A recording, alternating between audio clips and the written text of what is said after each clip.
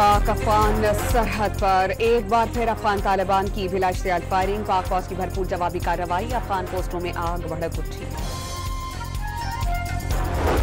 Chairman peoples party की हिदायत पर गवर्नर खैबर पख्तूनख्वा पेशावर पहुंच गए। नौ मुंतखब वज़ीर आला सुहेल आफरीदी की अहलफबरदारी की तकरीब कल से पहर 4 बजे शेड्यूल्ड।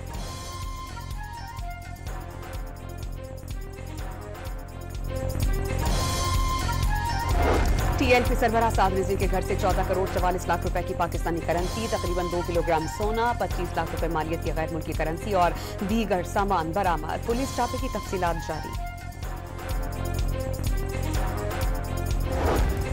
पाकिस्तान की सफारती सतह पर एक और कामयाबी। 2026 से 28 अक़वाम मुत्तहिदा के इंसानी हकूक़ काउंसिल का रुकन मुंतखब हो गया।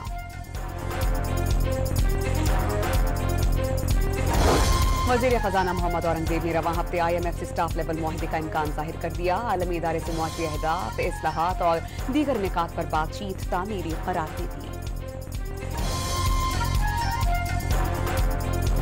और AFC क्वालिफायर में पाकिस्तान और अफगानिस्तान का मुकाबला, मैच 1-1 से बराबर।